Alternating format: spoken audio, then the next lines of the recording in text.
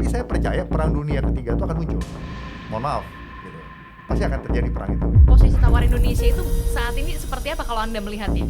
Ya pertama, yang pasti ya, setiap foreign policy itu akarnya adalah domestic politik, Mbak Adis. Bagaimana kemudian Anda melihat potensi kesepakatan antara Amerika Serikat dan Iran soal Hormuz? Amerika sekarang tidak bisa kompromi, Mbak. Apa yang dimauin oleh Iran, itulah yang tidak dimauin oleh Amerika. Presiden Prabowo Subianto ke Rusia, Menhan, ke Washington DC, dan juga Menteri Keuangan Purbaya ke New York membahas soal fiskal. Indonesia dalam hal ini tidak khawatir berarti dikatakan, wah oportunis nih segala macam. Bukan seperti itu. Nah ini menarik, Mbak. Makasih pertanyaan ini, Mbak. Jadi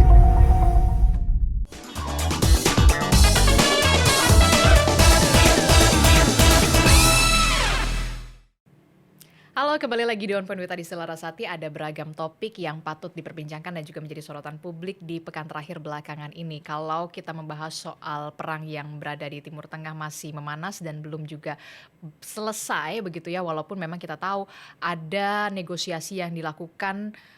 Putaran pertama belum membuahkan hasil, tentu kita masih berharap di putaran kedua negosiasi antara Amerika Serikat dan juga Iran ini akan membuahkan kesepakatan. Di tengah putaran kedua yang akan deadline pada pekan depan ini, yang juga menarik diperbincangkan adalah soal bagaimana langkah-langkah strategis yang dilakukan oleh pemerintahan Presiden Prabowo Subianto. Kalau kita lihat kemarin, Presiden Prabowo Subianto sendiri sudah melakukan kunjungan kerja, salah satunya adalah ke Rusia, bertemu dengan Presiden Rusia Vladimir Putin dan menghasilkan kesepakatan adanya energi begitu ya, BBM yang kemudian dipasok dari Rusia. Tidak hanya itu, Menhan juga ke Washington DC. Terus juga ada Menteri Keuangan Purbaya Yudi yang juga bertemu untuk membahas soal fiskal di New York. 1 hari 3 kutub kekuasaan. Apakah langkah strategi ini dilakukan oleh pemerintahan Presiden Prabowo Subianto mengingat aktivitas ataupun kondisi geopolitik yang masih dinamis hingga saat ini? Saya sudah kedatangan narasumber di studio Digital Kompas TV. Ada Mas Wibawanto Nugroho Widodo PhD yang merupakan pakar geopolitik dan keamanan nasional, sekaligus Wakil Ketua Bidang Pertahanan Keamanan Ikatan Alumni Lemhanas. Apa kabar Mas Wibawa?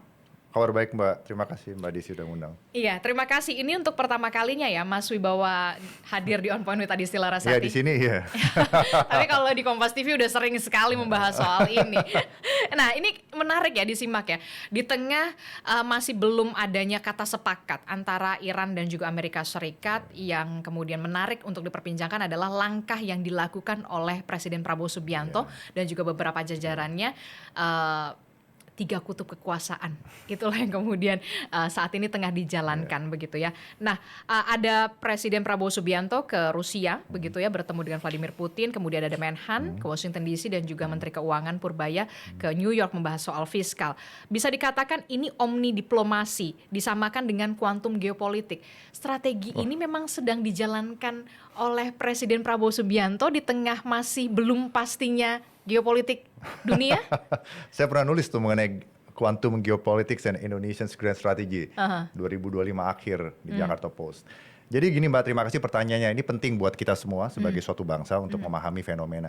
Jadi banyak cara untuk melihat fenomena yang terjadi di dunia. Itu poin 1.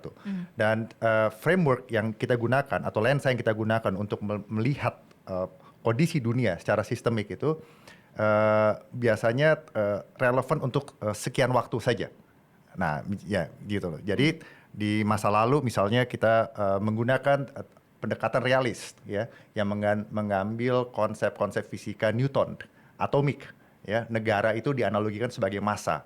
Ya, massa yang harus bertahan satu sama lain karena di atas negara itu tidak ada kekuasaan lain, sehingga dunia itu adalah anarkis.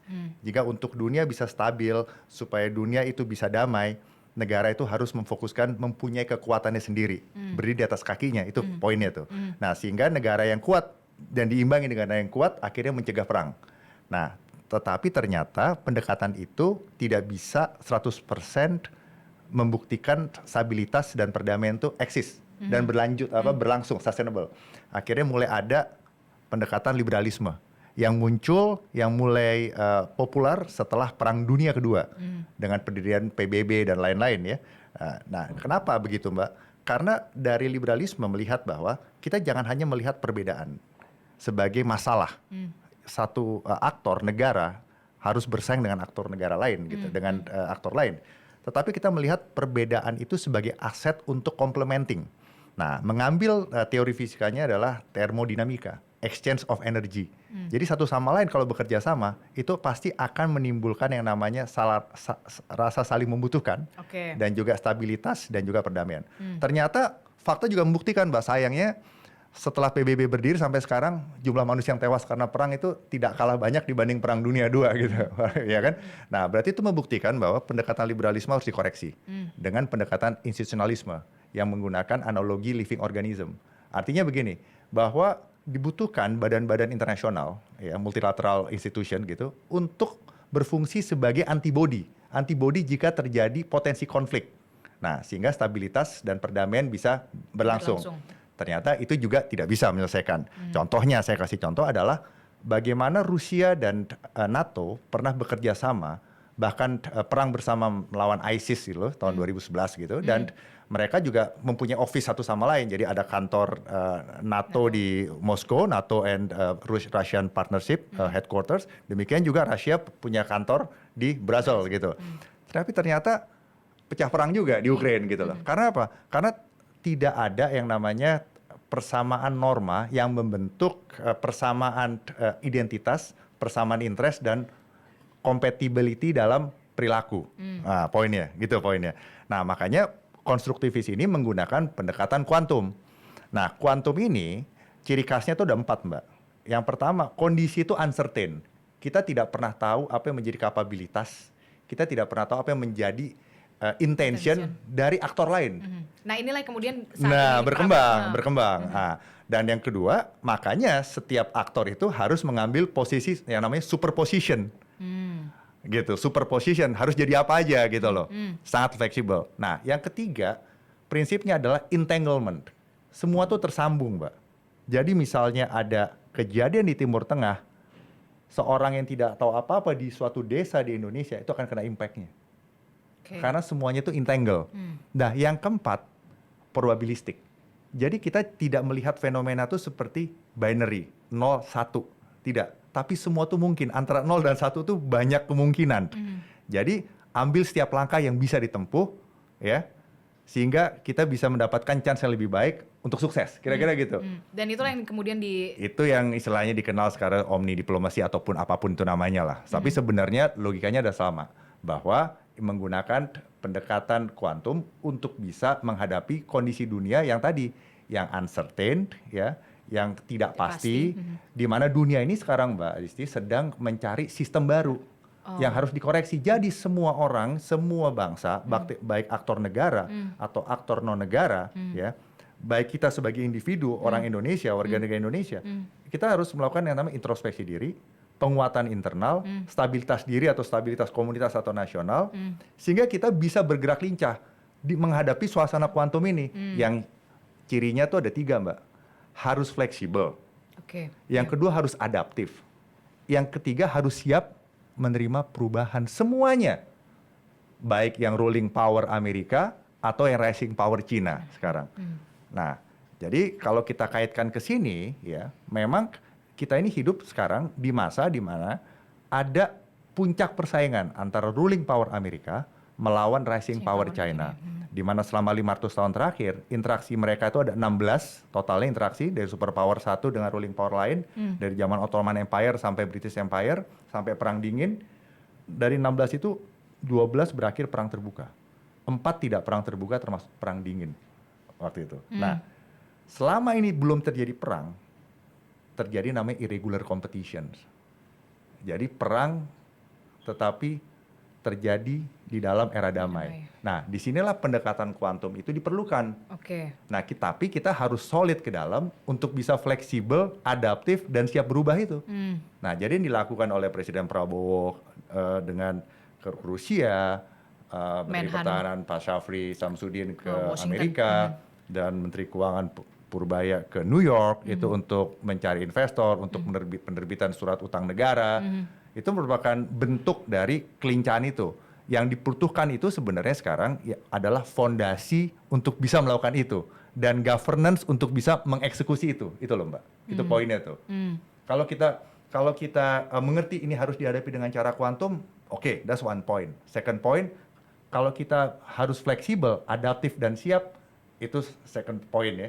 Third pointnya adalah bagaimana governance kita untuk bisa mengeksekusi itu semua.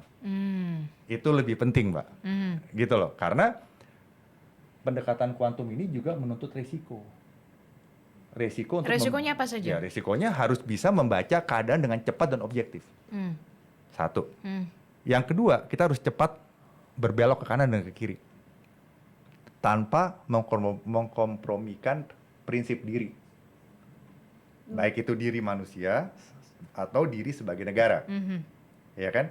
Yang ketiga harus terbuka dan semua tuh harus being introspektif. Kenapa? Karena harus siap berubah. Karena kunci sukses menghadapi kondisi kuantum seperti ini adalah fleksibel, adaptif, dan siap berubah. Sama dengan kasus Iran Amerika. Yang perlu moderasi itu nggak hanya Iran, Mbak Adisti. Amerika juga harus introspeksi dan harus moderasi juga gitu. Tapi berarti Indonesia dalam hal ini tidak khawatir berarti dikatakan wah oportunis nih segala macam, bukan seperti itu. Nah, ini menarik, Mbak. Makasih pertanyaan ini, Mbak. Jadi ada peringatan juga untuk middle power. Nah, apa itu peringatannya? Peringatannya gini, middle power itu kan biasanya mereka kenapa disebut middle? Karena mereka belum cukup kuat secara kekuatan real. Tapi secara potensial mereka kuat. Seperti Indonesia, potensialnya kuat. Demografinya, lokasi strategis, ya kan, luasnya, kekayaan alam, demografinya. Tapi kalau bicara kekuatan real, itu yang menentukan negara itu negara pemenang apa bukan. Nah, Global North itu, di dunia itu, populasinya cuma 20%, Mbak. Tetapi menguasai sekitar 80% GDP dunia. Mereka secara kekuatan potensial kalah sama negara Global South, kumpulan 144 negara di Global South gitu. Tapi mereka unggul dalam kekuatan real, human capitalnya, teknologinya, gitu loh. Jadi aset utama untuk keberhasilan suatu negara memiliki kekuatan real adalah manusianya sebenarnya. Makanya human capital itu di negara Global North sangat dihargai, Mbak. Mbak lihat kemarin waktu Amerika menyelamatkan tentara yang tertinggal, pilot yang jatuh, sampai habis-habisan mereka menyelamatkan satu pilot, itu kenapa Mbak Disti? Karena pendekatan Amerika itu, J1-nya itu adalah manusia. Jadi asisten kepala staf, satu namanya asisten personil, kedua baru intelijen, ketiga baru operasi. Kalau di Indonesia, kebalikannya, asisten satu intelijen, 2 operasi, 3 personil. Nah, jadi saya hanya mau menekankan bahwa begitu pentingnya aset manusia ini, ya, sehingga itulah yang menentukan keberhasilan bagaimana bisa memanuver around kondisi ini sekarang. Itu sih poinnya.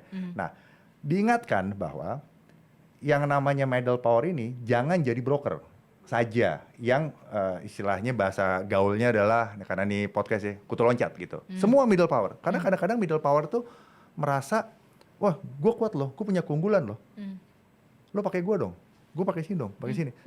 Dari perspektif yang lebih besar, super power atau great power, mereka juga tidak gampang untuk di outsmart gitu loh. Gitu loh, Mbak. Kamu tuh sebenarnya unggul di sekian aja.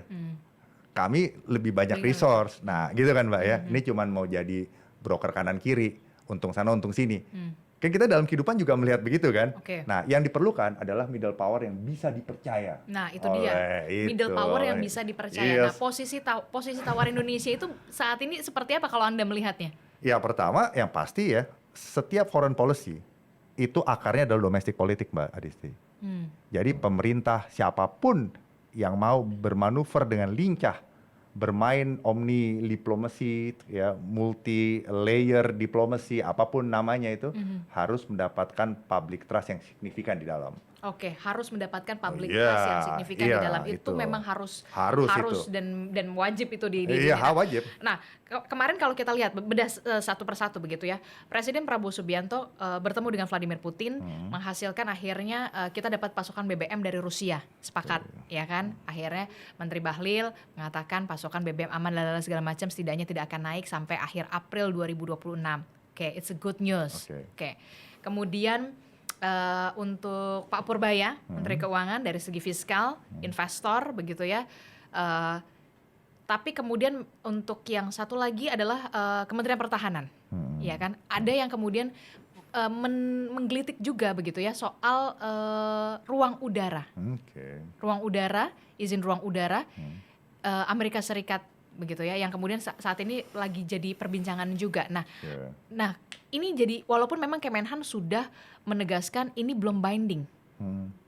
Belum keputusan binding begitu ya. Nah, Anda melihatnya bagaimana? Ini kan harus ada public trust juga dari dari Indonesia begitu. Nah, bagaimana Anda melihat ini? Oke, jadi gini Mbak. Jadi di dalam melihat fenomena politik ya atau fenomena sosial ya, social science or whatever itu dikenal istilah aktor dan structure gitu. Nah, aktor itu adalah subjek yang mempunyai keinginan dan juga independensi untuk berpikir dan bertindak gitu, mencapai apa yang menjadi visinya, baik itu manusia, institusi atau negara. Nah, yang kedua adalah structure. Structure itu adalah a tangle system. Jadi sistem yang terhubung satu sama lain ya, yang terdriven oleh ideologi ya, oleh institusi, oleh power relationship dan oleh aspek material gitu loh. Nah, structure ini harus dilewati oleh aktor untuk bisa mencapai tujuannya. Saya kasih basicnya dulu. Dan untuk bisa aktor ini sampai ke tujuan melewati structure yang merintangi itu butuh agency. Agency itu adalah kemampuan aktor untuk bisa sampai di tujuannya. Misalnya aktor itu mau 100, kalau agensinya lemah Mbak, dia cuma sampai 20 gitu loh.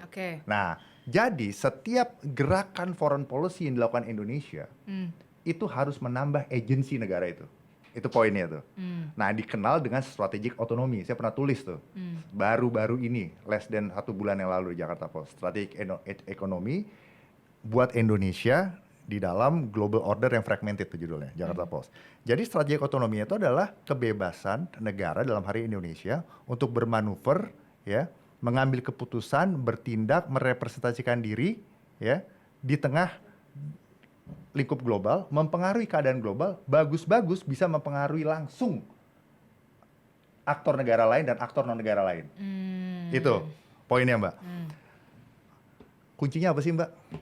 Governance Mbak. Kuncinya governance. Jadi kalau kita mau aktor, mau punya agensi yang besar, mencapai sasaran kita, melewati rintangan structure itu, kita harus punya governance. Karena governance ini yang menjadi basic, dipercaya apa enggak oleh domestic politik. Dan dipercaya apa enggak oleh luar. Nah, mengenai yang ruang udara, saya mau meng-quote statement salah satu pakar yang kita harus respect, yaitu Marsikal Purnawirawan C.P. Hakim, yang pernah bicara mengenai ini. Ya, beliau mengatakan poin 1, kerjasama pertahanan penting, apalagi dalam dunia yang dimana prinsipnya adalah tidak ada satu negara pun yang terlalu kuat untuk mempertahankan dirinya dan menjaga stabilitas dunia. Ya, itu bukan dari Marsikal C.P. itu. Ya, kata-kata ini, tapi tidak ada satupun negara yang terlalu lemah untuk berkontribusi. Jadi itu adalah satu basic untuk kita bekerja sama. Nah, poin kedua, yang namanya kedaulatan tuh Mbak Disti, itu bukan hanya space ruang, tapi gitu. Kemampuan kita untuk ngatur, kemampuan kita untuk menggovern, itu lebih penting. Jadi kalaupun ada kerjasama seperti ini, yang lebih penting adalah bagaimana itu di-run, bagaimana itu di-govern, apa batasan-batasannya, siapa yang bertindak. Dan khususnya di dalam konteks kuantum seperti ini Mbak, basisnya itu bukan hanya prediction cara melihatnya. Kalau dulu zaman perang dingin prediction, apa yang akan dibuat Soviet, apa yang akan dibuat Amerika, blok ini terbaca apa yang akan dibuat oleh negara-negara di bawah itu dan non-blok. Non-blok dulu itu yang tidak masuk blok mana-mana kan. Nah, kalau sekarang beda. Dalam kuantum itu yang penting adalah membuat skenario sebanyak-banyaknya kalau perlu. Dan sesiap-siapnya kita merespon pada setiap skenario itu. Misalnya, nanti kalau terjadi perang dunia, yang boleh lewat hanya Amerika aja. Iya. Terus Cina gimana? Terus ini, nah ini kita harus siap semuanya. Itu poin saya tuh. Governance, itu diingatkan oleh Marsikal C.P. Nah itu Mbak. Nah itu aja. Nah yang berikutnya memang konteks perjanjian seperti ini, ya kita harus positif dulu melihatnya, apa untungnya buat Indonesia, ya. Dan kita harus melihatnya begini Mbak, ini penting nih kita pahami nih. Jadi kerjasama seperti ini kalau nanti dianggap impact strategis terkait dengan national security Indonesia, biasanya di dalam domestik politik tuh akan ada argumen kuat harus diratifikasi gitu oleh DPR. Gitu. Ya, itu dia yang. Tapi kalau misalnya hanya teknis operasional, enggak biasanya. Nah, itu pasti kan juga akan direspon oleh DPR gitu. Itu kan yang akan jadi perbincangan juga gitu, soal ruang udara itu. Nah, menarik juga pasti soal kedaulatan pasti ya. Itu yang menjadi poin pentingnya begitu. Walaupun memang ada pertimbangan-pertimbangan lain begitu. Nah, kita bergeser soal Indonesia kita sudah ini. Kita bergeser ke yang lebih luas gitu ya. Yang soal perangnya Indonesia gitu. jadi cukup luas sudah. Iya, makanya termasuk juga kita juga tahu Indonesia mengajukan diri sebagai mediator dan segala macam begitu kan. Walaupun kita tahu sekarang sudah berjalan di Pakistan begitu ya, di Islamabad, putaran kedua nanti kita belum tahu akan seperti apa, walaupun putaran pertama belum ada kata sepakat soal pengayaan uranium itu, tapi kemudian yang kalau menurut Anda pengayaan uranium itu agak sedikit deadlock ya, bukan sedikit deadlock, tapi yang bisa dikompromis adalah soal Hormuz. Nah, bagaimana kemudian Anda melihat potensi kesepakatan antara Amerika Serikat dan Iran soal Hormuz? Ya, yang dimiliki Iran di sisa-sisa setelah diserang ini selama 6 minggu, 3 Mbak. Yang pertama adalah kekuatan militernya masih ada, kemampuan misail, drone dan lain-lain. Yang kedua proksi-proksi yang masih tersebar dari Houthi, Hezbollah, Hamas, milisi di Irak, milisi di Suriah, dan yang ketiga Hormuz. Gitu loh. Nah, Hormuz ini aja sekarang dibicarain, paling nggak itu kan. Nah, tapi saya mau mengajak Mbak Desi untuk melihat dulu gambaran besarnya nih, bahwa superpower manapun Mbak, manapun, Persian juga dulu begitu di masa lalu gitu, zaman Cyrus the Great. Dan jika pun nanti Cina jadi superpower, akan begini cara pikirnya, offensive realist. Offensive realist itu melihat bahwa adanya kenaikan kekuatan di negara lain, ya, walaupun itu jauh dan kenaikannya itu baru sedikit, itu harus langsung direspon oleh si superpower ini. Dan itu sebuah ancaman. Karena berpikirnya pakai logika superpower dan great power. Kalau middle power nggak kayak gitu. Middle power kalau masih jauh ya nggak apa-apa. Toh kita juga sama-sama middle power, kan ada yang lebih besar nanti, gitu loh. Nah, karena cara pikirnya superpower itu beda sama kita. Kalau kita berpikirnya tuh middle power, ini kita mau membalancing kalau ada kekuatan dengan ikut ya, atau balancing lah gitu, atau kita mau bandwagon ikut yang besar, atau kita mau hedging. Nah, kalau superpower itu dia harus berpikir saya ini menjadi patronnya. Itu poinnya tuh. Iya kan? Jadi pemimpin gitu loh. Nah, pemimpin itu dia dapat juga tidak dalam waktu 1 tahun, 2 tahun, 5 tahun, 10 tahun gitu. Akhirnya sudah berpuluh-puluh tahun, akhirnya dia dikenal sebagai superpower yang katakanlah superpower yang benin, yang baik atau yang tidak benin gitu loh. Iya kan? Nah, ini harus dijaga tuh. Kalau negara yang punya superpower dan sayangnya tidak ada superpower yang abadi, semuanya runtuh. Nah, ya. Nah, itu poin satu. Nah, poin kedua, regional security complex Timur Tengah dalam hal ini ya, itu merupakan suatu lingkup geografis di planet bumi ini yang mempunyai interaksi kuat, baik secara historis, teologis, politik, sosial, ekonomi, yang dimana akhirnya terjadi yang namanya interaksi balance of power satu sama lain, pengalaman perang satu sama lain, pengalaman kerjasama satu sama lain, pengalaman exchange of identity satu sama lain gitu, sehingga apa yang terjadi di negara satu akan berimplikasi ke negara lain. Dan nama superpower Mbak Desi itu selalu punya footprints di setiap regional security complex, baik Asia Tenggara, Asia Selatan, Northeast Asia, Oceania, ya, Middle East gitu. Nah, cuman bedanya regional security complex Middle East ini paling tua, ada Yerusalem di situ, kota suci untuk umat ya, untuk Judaism, Kristen dan juga Islam, gitu kan, peradaban yang sangat tua, dan kalau terjadi apa-apa di situ, impactnya global. Itu poinnya. Nah, jadi superpower manapun dari dulu tuh Mbak, dari Assyrian kuno, Mesir kuno, Babylonian kuno, Persian kuno zaman Cyrus the Great, Greek Alexander Agung, Roman Empire, Abbasid Khalifat, Rashidin, Umayyad, Abbasid, Mongol Empire, Ottoman Empire, British Empire, semuanya punya footprint Mbak di Yerusalem, gitu loh. Dan tidak mau disayangin. Gitu, tidak mau disayangin. Makanya Amerika sekarang tidak bisa kompromi Mbak soal satu. Kalau ada aktor di Timur Tengah yang mau membalance ya. Oke lah, dia tidak mau bandwagon, oke. Dia mau jadi hedging aja, oke. Nah ini membalance juga oke, tapi membalance dan konfrontasi Iran versi tahun 79. Tidak akan diizinkan militernya kuat. Tidak akan diizinkan punya nuklir. Tidak akan diizinkan punya proksi. Karena proksi itu adalah bagian integral dari eksistensi rejim 79, bagian dari forward presence defense sistemnya Iran, doktrin pertahanannya Iran, itu nggak akan boleh gitu loh. Pasti akan dibendung, itu satu.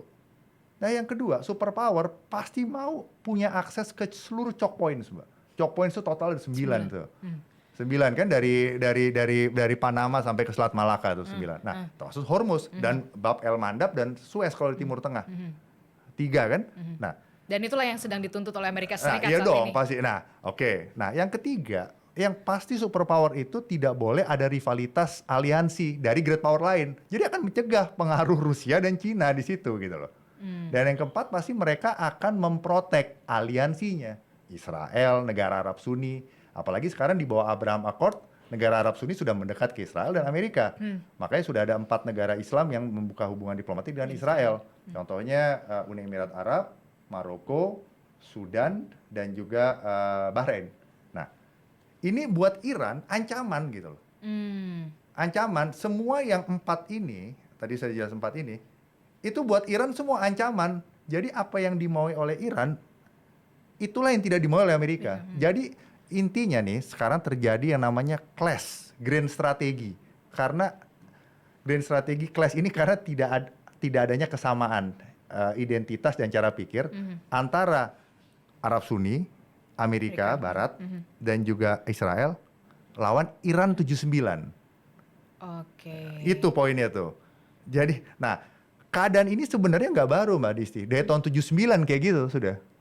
Dari Presiden Jimmy Carter, berganti ke Reagan, berganti ke George Bush Senior, berganti ke Clinton, George Bush Junior, Obama, Biden, Trump.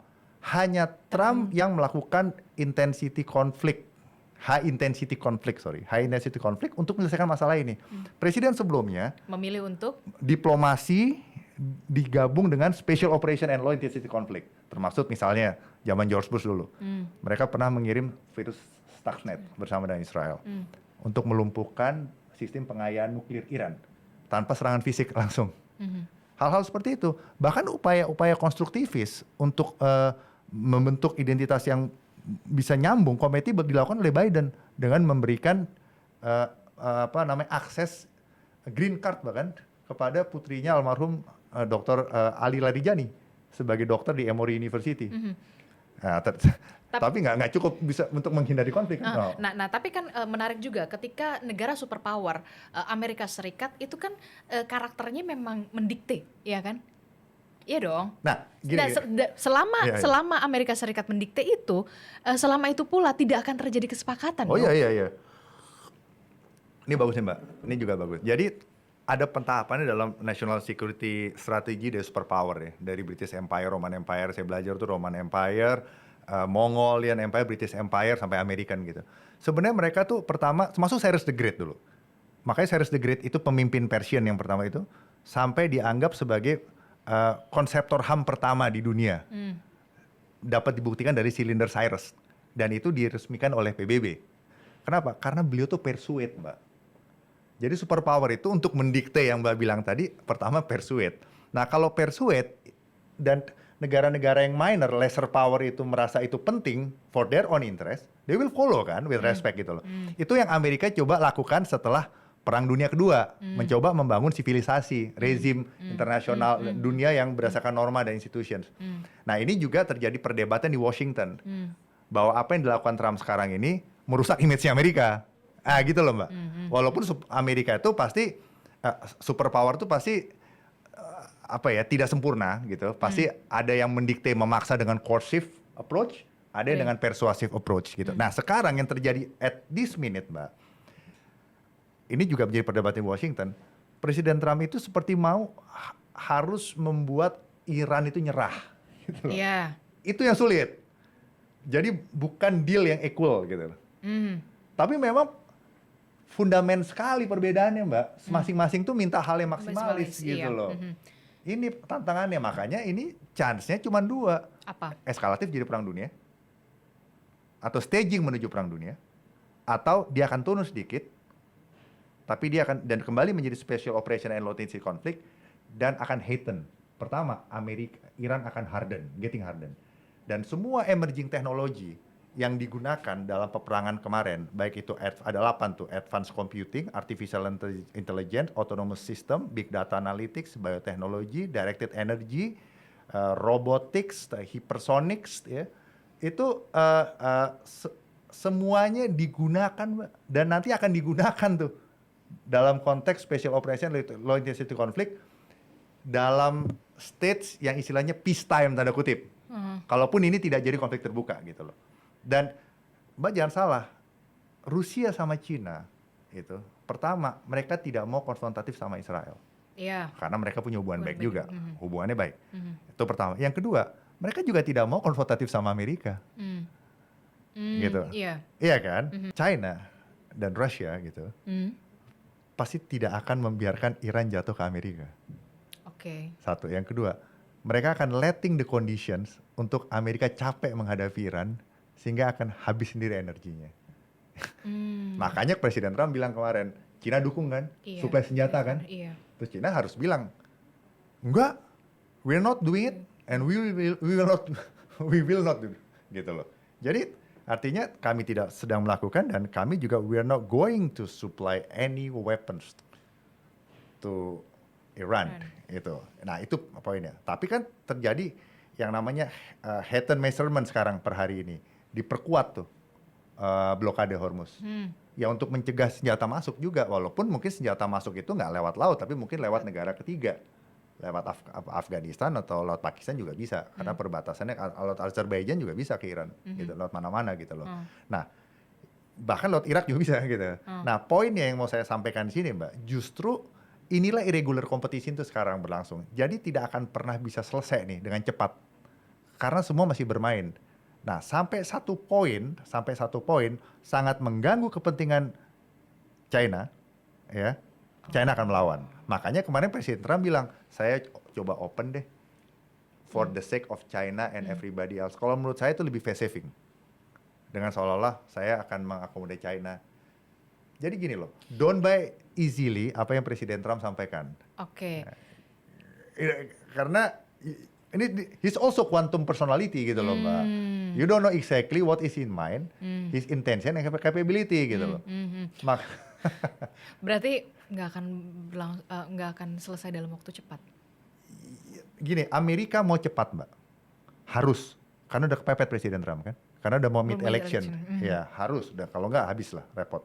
Sementara berarti kan center of gravity-nya Presiden Trump adalah domestic politik kan, legitimasinya kan. Iya. Dan juga sistem ekonomi global. Karena kalau terlalu lama disandra begini Hormuz mengganggu ekonomi global. Everybody will be angry to Presiden Trump gitu loh. Iya. Nah, sementara di Iran ya, Mbak, itu rejim 79 ya, itu kan layered dan mereka kan bergeraknya independen, mozaik gitu ya. Mereka tuh juga tidak mau kehilangan kepercayaan dan legitimasi dari rakyat. Walaupun rakyat itu mungkin nggak suka juga dengan rejim 79, artinya kok nyerahnya cepat banget. Gitu loh, Mbak. Justru sebenarnya ini yang menjadi perdebatan di Washington. Center of gravity untuk mengalahkan Iran adalah rakyat Iran. Heart and mind rakyat Iran. Kalau rakyat Iran memilih memberikan legitimasi kepada rejim baik 79 atau rejim yang akan diganti, nah itu yang akan menang gitu. Jadi Presiden Trump juga bergeser tuh, awalnya kan agak nyerang-nyerang ke rakyat Iran tuh. Ada estimate. Tapi akhirnya kontraproduktif. Iya. Akhirnya jadi benci rakyat Iran gitu kalau digituin gitu loh. Nah, jadi sekarang itu akhirnya rebutan opini heart and mind rakyat Iran, Mbak. Itu yang penting tuh sekarang tuh. Jadi sekarang rejim nggak jadi ganti. Rejim nggak diganti.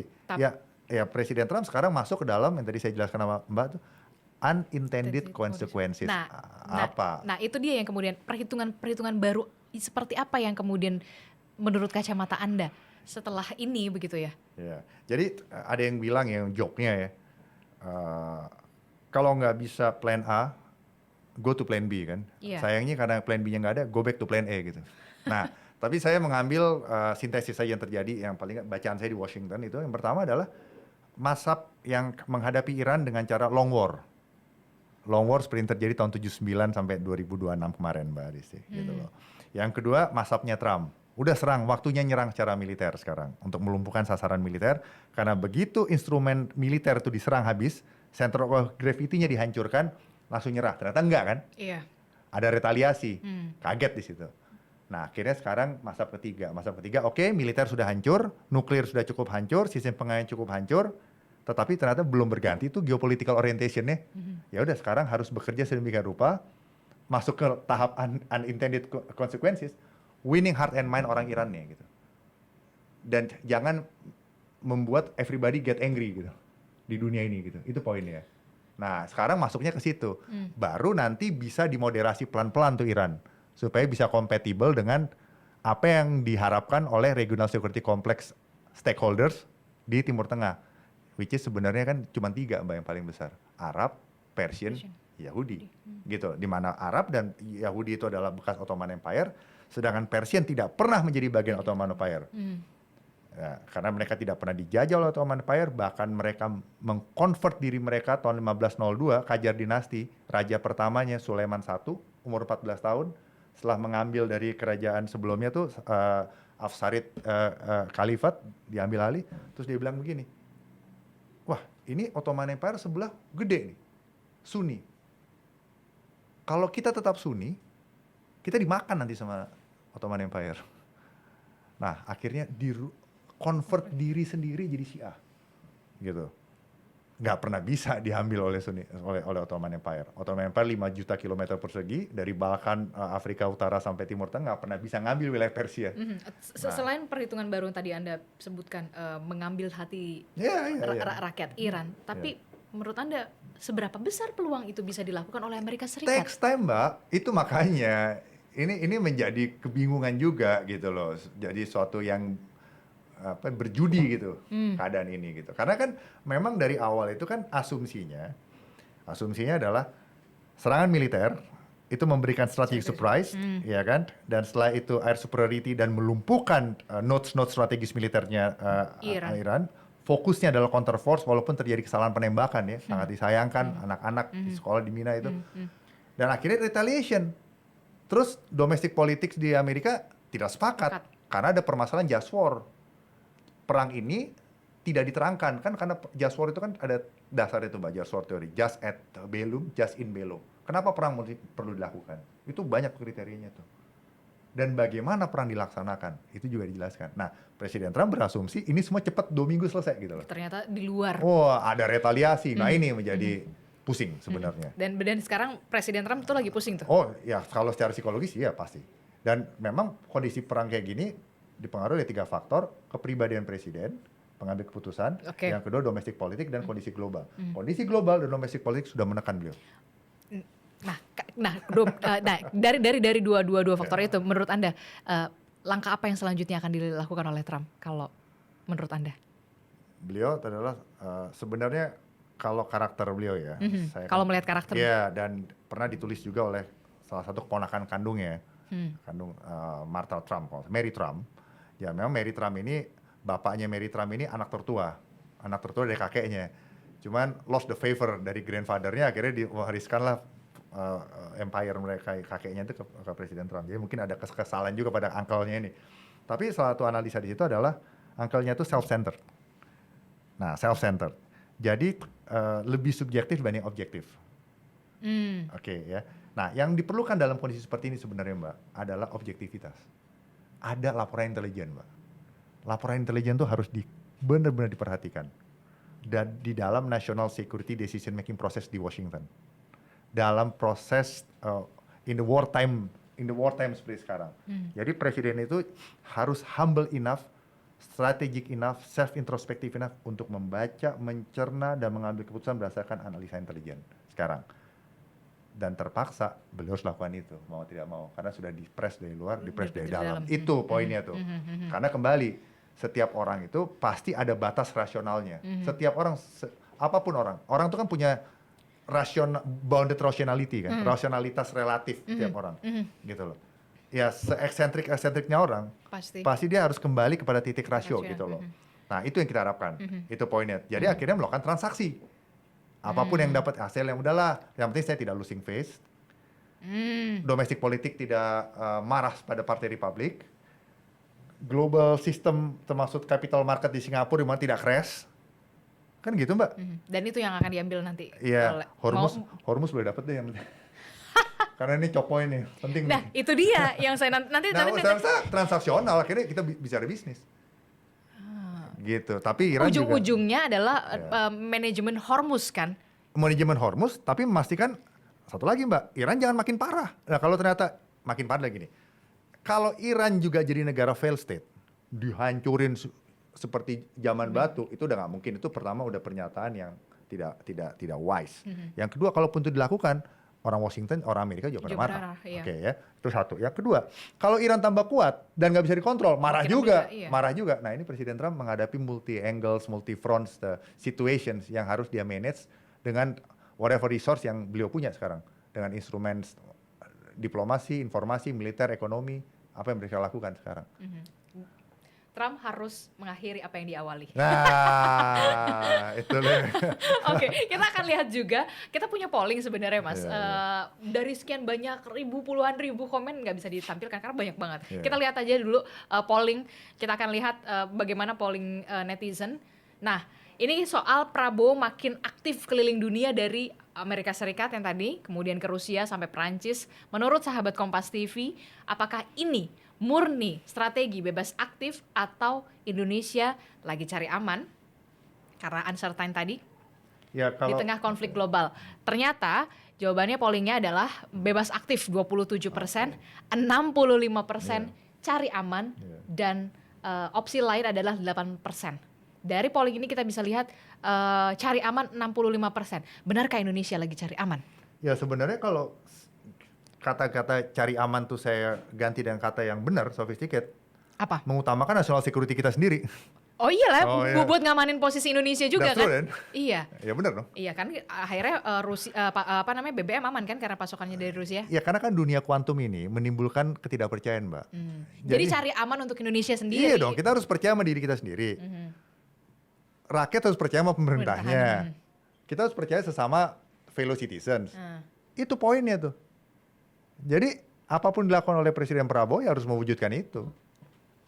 Ya bebas aktif itu kan prinsip. Cara mengeksekutnya berdasarkan kerangka waktu kan. Karena itu kontekstual, itu kan bukan kondisi pasti, kondisi sosial kan. Yang penting ada prinsip-prinsip yang tidak dilanggar gitu loh. Seperti misalnya Indonesia memperjuangkan two state solutions misalnya. Oke. Kira-kira gitu. Tertarik tadi soal manajemen Hormuz tadi begitu ya. Karena kita tahu 20% energi dunia itu ada di situ gitu, di Hormuz itu. Akan ada perhitungan baru soal Hormuz setelah ini? Iya, kemungkinan akan ada. Ya pada prinsipnya ini choke point aja sih Mbak. Choke point di bawah wilayahnya Iran dan juga Oman kan gitu kan. Dan itu berdasarkan UNCLOS itu boleh diakses gitu loh. Diakses masuk, berarti kan masuk ke territorial waternya mereka kan. Asalkan dengan innocent passage. Nah, innocent passage. Nah, makanya deployment dari US Navy ini tidak di territorial waternya Iran. Kenapa? Karena itu melanggar UNCLOS, satu. Yang kedua, kalau terlalu dekat bisa ditembakin. Karena masih ada kemampuan misal, kemampuan coastal defense gitu loh. Nah, jadi kalau dibilang tadi ada arrangement seperti apa? Ya kembali ke UNCLOS. Amerika kan bukan pengadop UNCLOS. Amerika tidak mengadop UNCLOS. Tapi apakah mau ngatur gimana? Ya ini kan jadi gini. Ini saya bilang kita tuh hati-hati membeli apa yang diucapkan Presiden Trump gitu loh. soal dia sendiri? Ya karena kadang-kadang I don't know bisa. Ya ada aspek bluffing ya. Jadi bully style gitu loh dalam diplomasinya gitu. Jadi prinsipnya Amerika boleh keluar masuk situ aja, dijaga keamanannya. Ya udah dapat kan, udah dapat gitu. So what kind of arrangement that the United States wants to have? Soal jatah tol laut itu kira-kira dapat nggak? Apa dasar hukumnya? Nggak akan ya? Ya susah kan mencari justifikasi ke sana gitu. Walaupun nanti ada kesepakatan, agak sulit. Ya ini di balik ini pasti ada kalkulasi great powers lainnya. Ini yang saya bilang kalau terlalu banyak minta juga, ini bisa menimbulkan chain reaction Mbak Disi. Chain reaction itu akhirnya menarik great power lain untuk akhirnya perang. Mbak tahu nggak sejarah perang dunia 1 sama 2? Kita belajar dari situ ya. Kenapa muncul? Aduh panjang lagi nih. Enggak, singkat. Perang dunia 1 karena ada Duke yang ditembak kan. Ya, Duke Ferdinand ditembak. Itu underline-nya adalah over commitment. Jadi waktu itu Austro-Hungaria, Jerman langsung bereaksi. Kan gitu tuh, ya kan, Turki kan bergabung kalah. Jadi over commitment dari aliansi. Nah, Perang Dunia Kedua awalnya dari apa? Dari invasi Jerman ke Polandia kan. Kenapa? Karena kemampuan Polandia dan negara Eropa saat itu untuk menahan lajunya Hitler yang begitu agresif gitu loh. Jadi under deterrence namanya itu. Poin saya nih Mbak ya, untuk mencegah Perang Dunia Ketiga terjadi ya.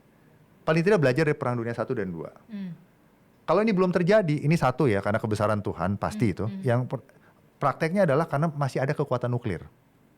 Kekuatan nuklir, P5 masih ada ya. Bahkan 13.000 sekian nuklir power ini yang punya di dunia ini, nggak hanya Amerika gitu loh. Ada Rusia, Amerika, Prancis, Inggris, Cina yang paling banyak tuh ya kan. Itu Pakistan, India, Israel, dan North Korea. Satu, yang kedua masih ada orang yang mau kerjasama. Udah kita kerjasama dulu deh, coba kita masih saling membutuhkan. Dan yang ketiga masih banyak orang waras, gitu loh, mencegah. Tetapi kalau sampai terlalu meminta banyak, ini yang mau nggak mau nanti akan muncul seperti Perang Dunia 1 dan 2. Oke, itu jadi kuncinya. Menjadi membalance, karena kan sesuatu yang karena konflik itu kenapa ada sih Mbak? Kalau realis bilang konflik itu ada karena power itu tidak balance, ada yang imbalance nih gitu loh. Terus yang kalau liberalis bilang kurang kerjasama. Kalau institusionalis bilang institusi internasional itu nggak bekerja baik. Yang keempat, kalau konstruktivis, kuantum bilang kurang interaksi. Tapi sebenarnya bottom line apa sih? Ada yang minta berlebih. Nah sekarang semua harus self restrain, itu poinnya tuh. Nah Trump juga harus belajar dari presiden Amerika lainnya. Pasukan Amerika ditarik dari Vietnam, kalah tanda kutip, ya tidak apa-apa. Tarik dari Irak, tarik dari Afghanistan, ya juga tidak apa-apa. Ya sudah. Dan harus belajar dari situ. Ya belajar dong. Presiden Trump nggak boleh minta banyak. Ya, artinya Tuhan kasih pelajaran bagi setiap kita untuk belajar in the life gitu, in this life gitu. Benar nggak Mbak Disi? Iya betul. Jangan sampai aduh udah cukup ya. Enough is enough gitu. Enough is enough gitu. gitu. Kadang-kadang ya harus nahan. Tapi saya percaya Perang Dunia Ketiga itu akan muncul. Mohon maaf gitu. Pasti akan terjadi perang itu gitu loh. Ya malah masalahnya besok atau 5 tahun lagi, ya kita lihat gitu. Tergantung driver atau instrumen determining variablesnya ini bagaimana interaksinya gitu untuk muncul ke sana. Tapi fondasi-fondasi pilar-pilar itu udah kelihatan gitu loh Mbak. Nah ini ada interaksi yang di Iran ini, interaksi antara great power politics, Amerika melawan rising power, dengan isu Israel, isu Timur Tengah, Israel Sunni melawan Persian Syiah gitu. Ini kan emang isu gitu loh. Bukan kita buat-buat. Nah Indonesia itu nggak perlu membenci salah satu. Justru Indonesia itu harus bisa diterima semua pihak, dipercaya semua pihak, relevan di semua pihak gitu loh. Sehingga cari aman tadi bener itu. Ya udah bener, cari aman. National security interest-nya first. Dan kita harus belajar dari pengalaman Israel-Libanon Mbak. 2006 ada Dewan Keamanan PBB mengeluarkan resolusi 1701 memerintahkan Hezbollah dilucuti. Iran mundur Israel mundur dari Lebanon Selatan. Nggak bisa tuh. Nggak bisa kan? Karena kondisi realnya secara geopolitik nggak mungkin kan, nggak bisa di-enforce. P5-nya juga punya kepentingan masing-masing kan. Nggak segampang itu. Amerika, Inggris, Prancis juga. Prancis juga dulu bekas protektoratnya Lebanon. Tapi Syria itu nggak bisa kan. Rusia, Cina. Nah ini yang terjadi Mbak. Kenapa Trump juga akhirnya bilang, saya nggak percaya PBB. Kan dia gitu kan. Ya udah, saya pakai BOP kan begitu. Ya karena dia lihat juga ada benernya juga, dia lihat ini gimana sih PBB mengeksekusi ini aja nggak bisa gitu loh. Nah, tapi bukan berarti caranya beliau juga paling benar. Jadi semua harus koreksi diri sekarang. Fleksibel, adaptif, siap berubah. Fleksibel, adaptif dan siap semua berubah. Pemerintah kita juga. Termasuk pemerintah kita supaya kita tetap dalam posisi aman. Aman dalam arti yang benar ya. Iya dalam bukan posisi membohongi diri ya, bukan membohongi diri loh. Oke. Ya, semua gitu. Oke, baik. Nah, panjang banget nanti kita karena ya itu tertarik juga ya. putaran satu deadlock, kita lihat nanti putaran kedua bagaimana begitu ya, akankah ya kita berharap jangan sampailah ada perang ketiga. Tapi saya mohon maaf Mbak, di putaran kedua ini saya tidak berharap banyak. Karena dari 10 poin kemarin itu ada 3 kategori kan.